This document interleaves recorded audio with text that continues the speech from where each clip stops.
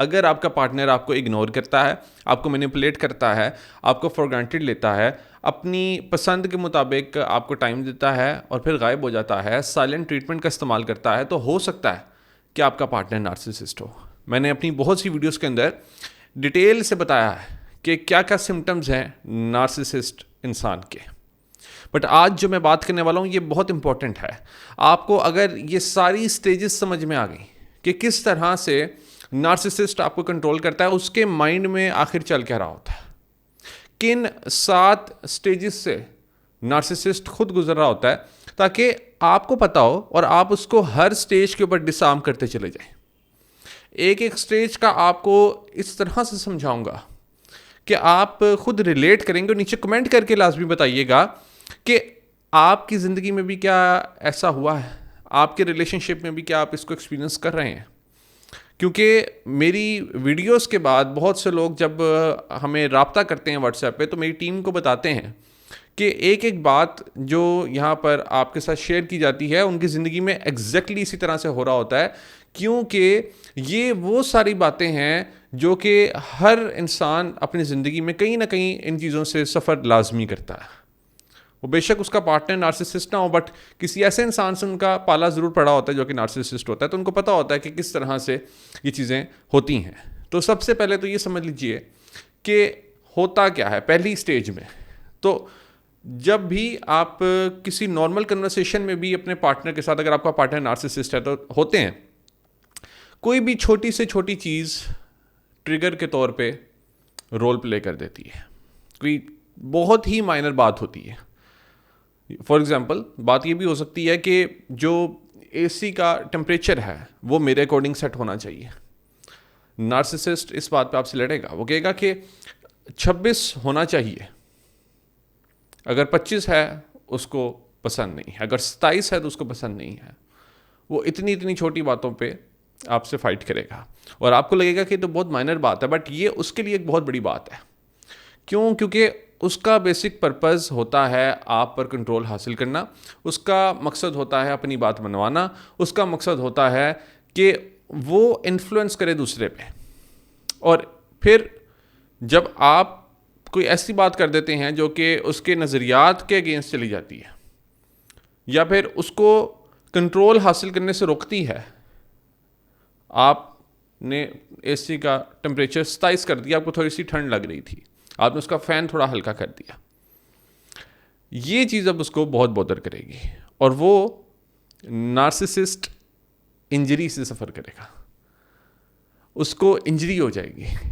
और इस टर्म को इसीलिए इस्तेमाल किया जाता है कि हर छोटी छोटी बात के ऊपर उनका मुंह बन जाता है।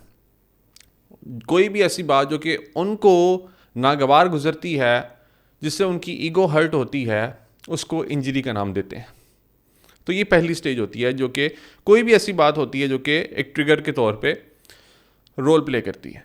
दूसरे नंबर पे विड्रॉल। नार्सिसिस्ट जब ये देखता है कि उसका कंट्रोल उसके हाथ से जाना स्टार्ट हो गया है, तो मोस्ट ऑफ द टाइम्स, अभी हम साइलेंट ट्रीटमेंट की सिर्फ बात करेंगे, मोस्ट ऑफ द टाइम्स वो साइलेंट ट्रीटमेंट के ज़रिए आपको कंट्रोल करने की कोशिश करता है। वो इमोशनली डिटैच कर लेता है अपने आप को फ़ौरन से। उससे पहले वो गैस लाइटिंग कर सकता है, वो गिल्ट ट्रिपिंग कर सकता है, वो चिल्ला सकता है, वो रेज कर सकता है, उसमें आ सकता है, वो हर तरह से आपको कंट्रोल करने की कोशिश कर सकता है। But most of the times फिर उसके पास एक ही इसका हल बचता है और वो ये कि वो इमोशनली विड्रॉ कर ले अपने आप को। वो फ़ौरन से कम्युनिकेशन को ब्लॉक कर देता है, आपसे बातचीत करना ख़त्म कर देता है और यहाँ से स्टार्ट होता है साइलेंट ट्रीटमेंट। सबसे पहले ट्रिगर और सेकंड उसने साइलेंट ट्रीटमेंट देना आपको स्टार्ट कर दिया। क्यों? क्योंकि आपने उसकी बात नहीं मानी या उसकी ईगो हर्ट हो गई। और ये वो इसलिए करता है ताकि वो कंट्रोल दोबारा अपना गेन कर सके। उसको पता है कि आप उससे बात किए बगैर नहीं रह पाएंगे, उसको पता है कि आप इस मसले को सॉल्व किए बगैर नहीं रह पाएंगे, मगर फिर भी वो आपकी इस कमज़ोरी का फ़ायदा उठाता है। बजाय इसके कि वो ग्रेटफुल हो कि उसको ऐसा पार्टनर मिला है जो कि फाइट्स नहीं चाहता, बट वो यहाँ पर अपना कंट्रोल मेंटेन करना चाहता है। उसने कहीं से सीख लिया होता है कि अगर मेरा कंट्रोल मेंटेन नहीं होगा तो मैं शायद अपने पार्टनर के साथ ज़बरदस्त रिलेशन कायम नहीं कर सकूँगा और मैं अपनी बातें नहीं मनवा सकूँगा। उसके लिए जो ज़बरदस्त रिलेशन की डेफिनेशन होती है वो यही होती है कि उसने अपने पार्टनर को अपने मुताबिक चलाना है। जबकि उसको ये पता नहीं होता कि जब आप अपने पार्टनर को अपने मुताबिक चलाने की बहुत ज़्यादा कोशिश करते हैं तो एक तो पार्टनर फ्रस्ट्रेट होता ही है, बट वैसे ही रिश्ते की खूबसूरती ख़त्म हो जाती है। क्योंकि रिश्ता होता ही इस चीज़ का नाम है कि कंप्रोमाइज़ेस, आप अपने पार्टनर के मुताबिक भी कुछ चीज़ें एडजस्ट करते हैं, फ्लेक्सिबल रहते हैं, खुद कुछ अपने मुताबिक कुछ उसके मुताबिक, तो मिल के ज़िंदगी गुजरती है और इसी में खूबसूरती है। अगर आप अपने मुताबिक हर चीज़ करना चाहेंगे तो आप अपना ही एक डुप्लीकेट आपने तैयार कर लिया, तो उसमें क्या खूबसूरती, उसमें तो बिल्कुल मज़ा ही नहीं आता। बट इनके माइंड में ऐसा होता है कि हमने अपने पार्टनर को अपने मुताबिक चलाना है। तीसरे नंबर पे ये ऑपरेंट कंडीशनिंग से काम ले रहे होते हैं।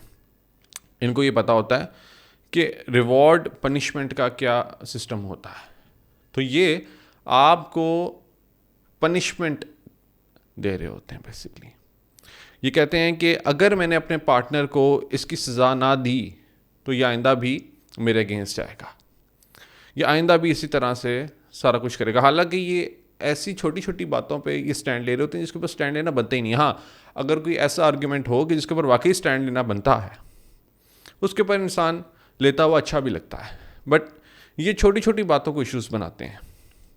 और बड़ी बातों में भी जो राइट वे होता है वो होता है कम्युनिकेट करके आप मसले को हल करते हैं। आप अपनी बात को इतना मौसर बनाते हैं कि आपका पार्टनर फिर आपकी बात को सुनता है और फिर आप किसी मिड वे पर अपने उस आर्गुमेंट को क्लोज करते हैं। ये तीसरे नंबर पे जो कर रहा होता है, ये रिवॉर्ड पनिशमेंट का कॉन्सेप्ट यूज़ कर रहा होता है। इस स्टेज में आप इसको मनाने की बहुत सी कोशिश करते हैं, बट ये मानता नहीं है। आप इसको बहुत से मैसेजेस करते हैं, कॉल्स करते हैं, इससे बात करने की कोशिश करते हैं, आप कहते हैं कि आर्गुमेंट को लेट गो कर दो, बट ये मानता नहीं है। ये अपना कंट्रोल वहाँ पर असर्ट करना चाहता है और ये करता है। असर्ट इतना ज़्यादा करता है कि इससे आप अपने ऊपर डाउट करना स्टार्ट कर देते हैं और यही है चौथी स्टेज। चौथी स्टेज में आप कंफ्यूज्ड हो जाते हैं। पहली 3 स्टेजेस मैंने इनके माइंड की बताई और अब ये चौथी स्टेज आपके माइंड की मैं आपको बता रहा हूँ कि जब आप कंफ्यूज्ड होते हैं तो आप अपने एक्शंस को डाउट करना स्टार्ट कर देते हैं और इससे आप और ज़्यादा डेस्परेट हो जाते हैं, जिससे कि नार्सिसिस्ट और ज़्यादा स्ट्रॉन्ग हो जाता है। बट अगर आप यहाँ पर वीक नहीं पड़ते हैं, आप ये तमाम स्टेप्स को अपने माइंड में रखते हैं और आप इसको पर्सनल नहीं लेते हैं, आप क्योंकि ये सारी स्टेजेस समझ जाते हैं, आपको पता चल जाता है कि मैंने ये वीडियो देखी थी और मुझे पता चल गया था कि ये जो स्टेजेस हैं ये किस तरह काम करती हैं, तो ये मेरा मसला नहीं है, ये बेसिकली इसके मूड का मसला है, ये इसकी नार्सिसिस्ट ट्रेट्स हैं, ये मेरे साथ ज़ाती तौर पर कोई मसला नहीं। आप अपने आप को ब्लेम करना बंद कर देते हैं, आप उसकी गिल्ट ट्रिपिंग में नहीं आते, आप उसकी गैस लाइटिंग में नहीं आते, आप खुद स्ट्रॉन्ग होना स्टार्ट हो जाते हैं। और जब ये चीज़ें आपका पार्टनर देखता है तो फिर वो थोड़े दिन इंतज़ार करता है कि आपकी तरफ से दोबारा उससे रब्ता होगा या आपकी तरफ से दोबारा उसको मनाया जाएगा, मगर आप नहीं मनाते, आप उसकी गैस लाइटिंग में नहीं आते, आप उसकी गिल्ट ट्रिपिंग में नहीं आते हैं। और फिर होता क्या है कि वो फेक रिकन्सिलिएशन करता है आपके साथ, वो फेक रिकन्सिलिएशन करता है। ये 5वीं स्टेज होती है और इस फेक रिकन्सिलिएशन के अंदर वो अपनी इफेक्शन, अपना लव बॉम्बिंग बेसिकली बहुत ज़्यादा करता है और वो ऐसे आता है आपके पास कि जैसे कि हुआ ही कुछ नहीं था, कुछ हुआ ही नहीं था। वो पिछले सारे आर्ग्यूमेंट को भुला देता है, अपने जहन से निकाल देता है, आपको ये शो करवाता है कि जैसे इट वाज ए रूटीन। तो आप भी कंफ्यूज होते हैं कि शायद मतलब अब सब कुछ ठीक हो चुका है, आप भी कंफ्यूज हो जाते हैं कि सब कुछ ठीक हो चुका है। और फिर आती है छठी स्टेज जो कि होती है ट्रॉमा बॉन्डिंग की, यानी आप अपने पार्टनर के साथ ट्रॉमा बॉन्डिंग में आ जाते हैं। अब होता क्या है, ट्रॉमा बॉन्डिंग का मतलब क्या है? ट्रॉमा बॉन्डिंग का मतलब ये है कि क्योंकि अब इतने अर्सा के बाद आपको उसका अफेक्शन मिला होता है, प्यार मिला होता है, अब आप उस पर दोबारा ट्रस्ट कर लेते हैं और आप उसको बहुत ज़्यादा वैल्यू करना स्टार्ट कर देते हैं।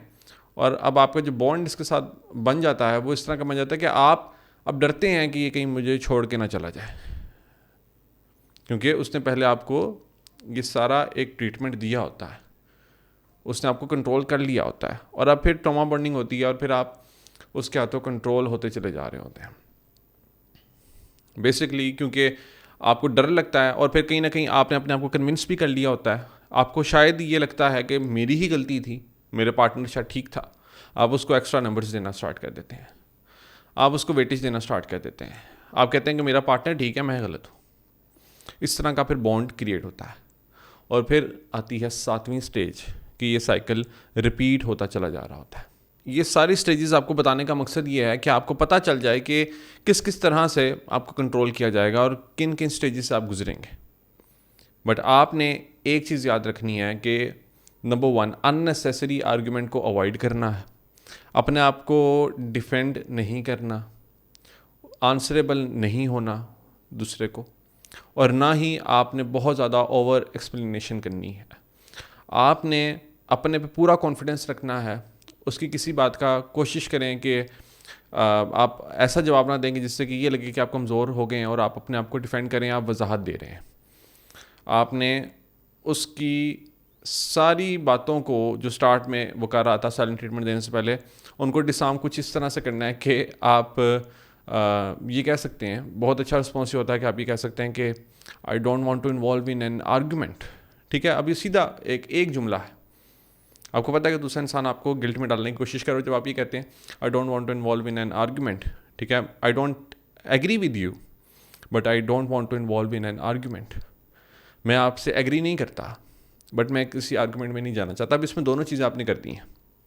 आपने एक तो उसको ये कह दिया है कि मैं आपसे एग्री नहीं करता, कि आप जो मुझे गिल्ट में डालने की कोशिश कर रहे हैं ये मेरे पे काम नहीं करने वाली चीज़, और साथ ही आपने कह दिया कि मैं लड़ाई भी नहीं करना चाहता।